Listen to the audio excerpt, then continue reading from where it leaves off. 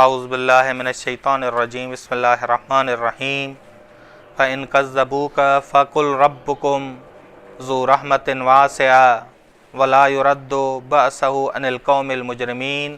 صلوات پڑھیں محمد اور آل محمد۔ اللہم صلی علی محمد آل محمد وعجل فرج۔ یہ سورہ انعام کا ترجمہ اور تفسیری نکات جاری تھے۔ آیت نمبر 147 ہے کہ فَإِن كَذَّبُوكَ، پس اگر وہ تمہیں جھٹلاتے ہیں، اگر وہ تمہیں جھٹلاتے ہیں، ان پر حق واضح ہو گیا، اس کے باوجود وہ تمہیں جھٹلاتے ہیں، فَقُلْ رَبُّكُمْ ذُو رَحْمَةٍ وَاسِعَةٍ، بس ان سے کہہ دو تیرا رب وسیع رحمت والا ہے، تیرا رب وسیع رحمت والا ہے، ان کی نسبت جو وہ توبہ کریں، جو استغفار کریں، توبہ کریں، لوٹ آئیں، جنہوں نے حلال چیزوں کو حرام کیا۔ رسول خدا صلی اللہ علیہ وسلم کو کہا گیا کہ ان کو دلائل دو کہ کس بنا پر تم حلال کو حرام کہہ رہے ہو۔ کیا تم اس وقت موجود تھے جب خدا اس کو حرام کر رہا تھا، یا تمہارے پاس کوئی دلیل ہے؟ جب دلیل نہیں ہے، ہر چیز واضح ہے، تم نے بتا دی، اس کے باوجود وہ تمہیں جھٹلائیں، تو فَقُلْ رَبُّكُمْ ذُو رَحْمَةٍ وَاسِعَةٍ، کہ تیرا رب جو ہے وسیع رحمت والا ہے، اس کی نسبت جو توبہ کرے اور استغفار کرے، جو توبہ کرے اور استغفار کرے۔ وَلَا يُرَدُّ بَأْسَهُ، اور نہیں لوٹایا جائے گا اس سے عذاب کو، اس سے مراد اس جھٹلانے والے سے عذاب کو، اس جھٹلانے والے سے، ہاں بس وَلَا يُرَدُّ بَأْسَهُ، بس اس کا عذاب نہیں لوٹایا جائے گا عن القوم المجرمین، قوم مجرمین سے، قوم مجرمین سے اللہ کا عذاب لوٹایا نہیں جائے گا ان لوگوں کی نسبت جو لوگ توبہ نہیں کرتے، استغفار نہیں کرتے، توبہ اور استغفار نہیں کرتے۔ بس یہ آیت بتا رہی ہے، آیت نمبر 147۔ اگر آپ کہیں کہ اس کا موضوع کیا ہے، یہ آیت کہہ رہی ہے کہ نا امید نہ ہو کوئی بھی راہ خدا میں۔ اگر کوئی توبہ کرے، صحیح توبہ کرے، توبہ نصوحہ کرے، گنجائش ہوتی ہے کہ وہ واپس لوٹ آئے، اللہ کی بارگاہ میں توبہ کرے، اللہ اس کی توبہ کو قبول کرے گا۔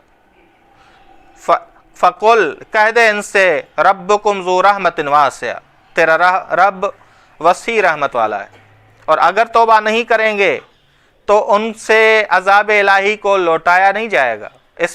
یہ مجرم لوگ ہیں، اور مجرم لوگ عذاب الہی کو ہی پائیں گے۔ مجرم لوگ اور مومن لوگ مساوی نہیں ہو سکتے، یہ سنت الہی ہے۔ ٹھیک، سَيَقُولُ الَّذِينَ أَشْرَكُوا، حتماً کہتے ہیں، یہ سا کا معنی حتماً، حتماً کہتے ہیں، الَّذِينَ أَشْرَكُوا، جن لوگوں نے شرک کیا، وہ کہتے ہیں، تمہیں بے ڈھنگے سے دلائل دیتے ہیں، بے تکے سے دلائل دیتے ہیں۔ وہ کیا ہے؟ سَيَقُولُ الَّذِينَ أَشْرَكُوا، حتماً کہتے ہیں وہ لوگ جنہوں نے شرک کیا، لَوْ شَاءَ اللَّهُ مَا أَشْرَكْنَا، اگر خدا چاہتا ہم شرک نہ کرتے۔ بس خدا چاہ رہا ہے ہم شرک، تبھی تو کہہ رہے ہیں، یعنی خدا کے ہاں شرک مقبول ہے، معاذ اللہ، مرادی ہے۔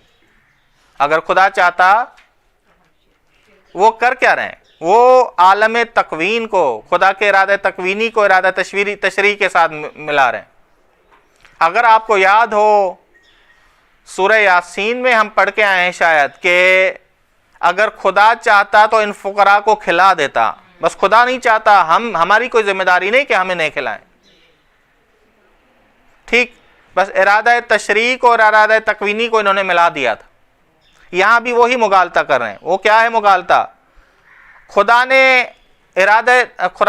نے عالم تشریع میں ہمیں اختیار دیا ہے، شریعتی لحاظ سے ہم با اختیار ہیں۔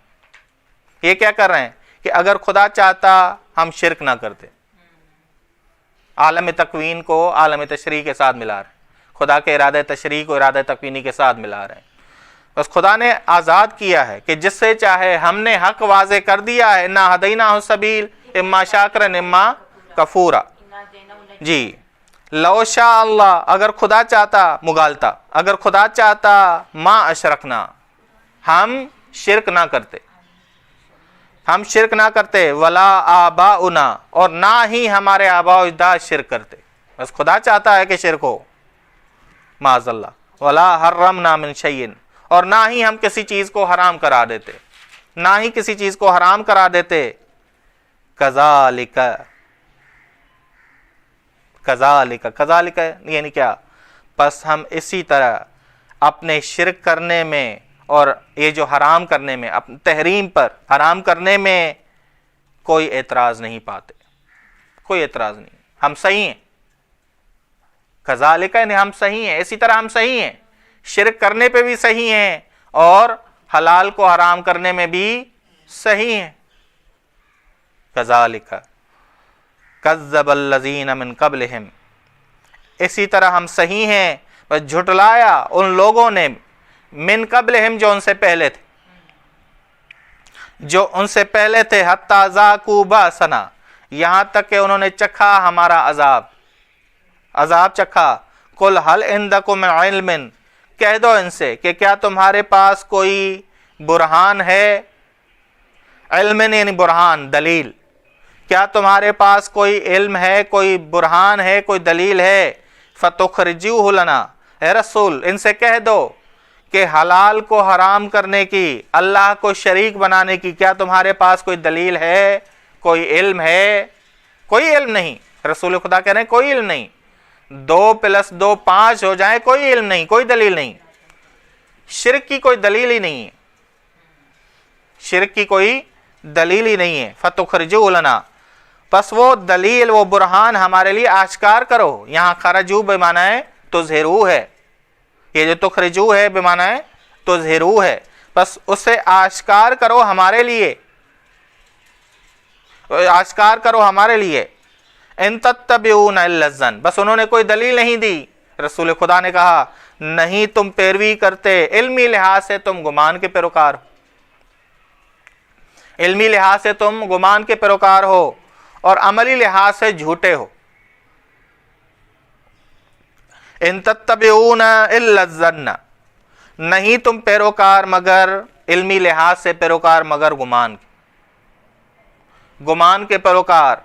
وَإِنْ أَنْتُمْ إِلَّا تَخْرُصُونَ، نہیں تم بولتے مگر جھوٹ، نہیں تم کرتے مگر جھوٹ، یعنی تمہارا کام، تمہارا بولنا بھی عمل کا ایک حصہ ہے، عمل کا حصہ ہے۔ نہیں تم بولتے مگر جھوٹ، نہیں تم کرتے مگر جھوٹ، دونوں کر سکتے ہیں آپ۔ تخرصون جھوٹ بولتے ہو، بس جب تمہارا علم ہی ظن ہے، گمان ہے، تم پیروکار علمی لحاظ سے گمان کے ہو تو عمل بھی جھوٹا ہی کرو گے، بولو گے بھی جھوٹ، بولو گے بھی غلط۔ ان انتم الا تخرصون، نہیں تم بولتے مگر جھوٹ، نہیں تم کام کرتے مگر ہدف سے ہٹ کر، ہدف سے ہٹ کر۔ بس یہ دونوں مشکلات ہے تمہاری، علمی لحاظ سے بھی مشکل ہے تمہاری اور عملی لحاظ سے بھی تمہاری مشکل ہے۔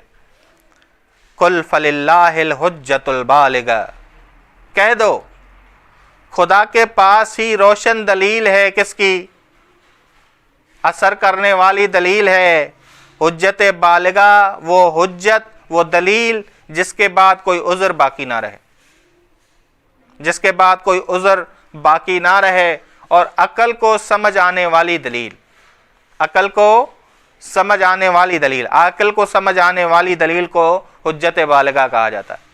کہہ دو، بس شروع سے آئیں، پس اللہ تم سب کو شرک کو اور تحریم کو ترک کرنے کا حکم دیتا ہے۔ کیوں؟ کیونکہ تمہارے پاس کوئی دلیل نہیں ہے۔ قل هل عندکم من علم، یہ پہلے کہا رسول خدا نے کہ ان سے کہہ دو، خدا نے کہا کہ ان سے کہہ دو کہ تمہارے پاس کوئی دلیل ہے، نہیں ہے تمہارے پاس دلیل، نہیں ہے حجت۔ بس جب تمہارے پاس اس شرک کرنے کی، حرام کرنے کی، حلال کو حرام کرنے کی کوئی دلیل نہیں ہے تو اللہ کے پاس دلیل ہے، بس اللہ کے پیروکار بن جاؤ۔ قل فللہ الحجۃ البالغہ، کہہ دو خدا کے لیے ہے حجت بالغہ، وہی مالک حقیقی ہے تمہارا، وہی مالک حقیقی ہے۔ تم مانتے ہو کہ اس جہاں کو خلق کرنے والا وہی ہے، تم مانتے ہو کہ وہی عالم ہے، وہی خلق کرنے والا ہے۔ جب خالق وہی ہے تو اس جہاں کو بیان بھی کون کرے؟ حلال اور حرام کو بیان کون کرے؟ اللہ تعالیٰ بیان کرے۔ اللہ تعالیٰ بیان کرے. بس قل فللہ الحجۃ البالغہ، کہہ دو بس اللہ کے لیے ہے روشن دلیل، یعنی اللہ کی طرف سے ہے روشن دلیل کہ کیا چیز حلال کرتا ہے کیا چیز حرام کرتا ہے. اللہ کہتا ہے کہ میرا کوئی شریک نہیں. شریک اگر بناؤ گے تو خدا محتاج ہو جائے گا معاذ اللہ. بس قل فللہ الحجۃ البالغہ، بس خدا کے لیے ہے، نہیں خدا کی طرف سے ہے. معذرت پس کے معنی میں، پس یعنی پورا نتیجہ.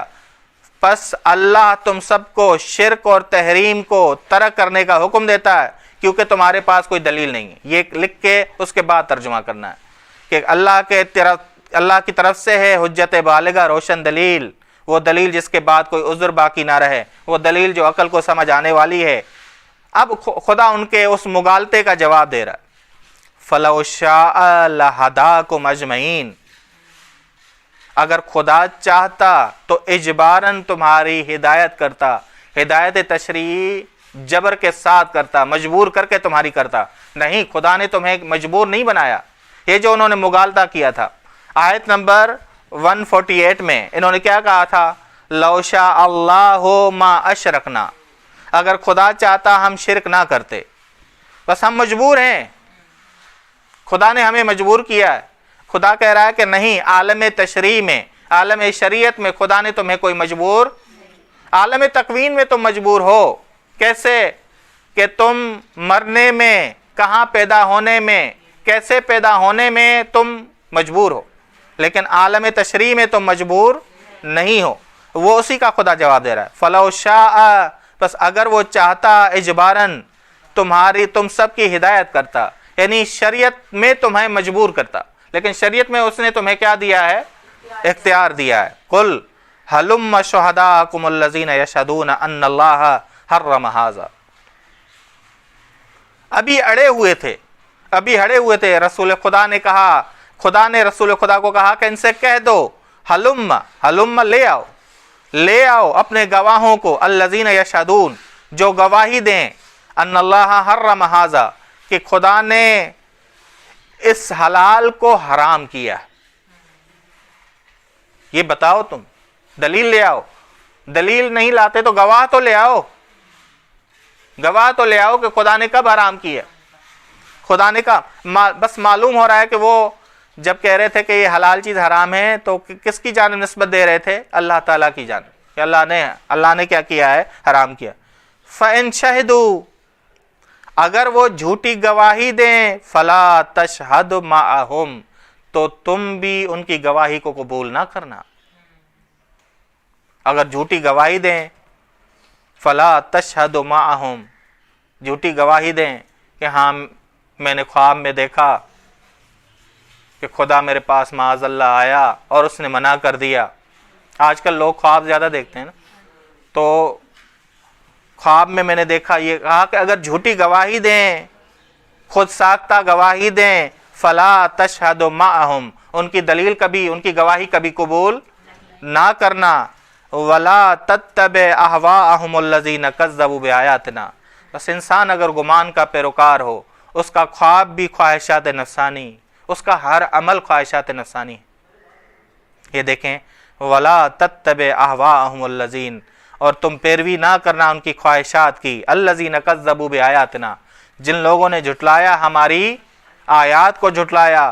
والذین لا یؤمنون بالآخرہ، اور جو لوگ ایمان نہیں لاتے آخرت پر. وہم بربہم یعدلون، اور وہ اپنے رب کو دوسرے شریکوں کے ساتھ مساوی جانتے ہیں. عدل یعنی مساوی جاننا.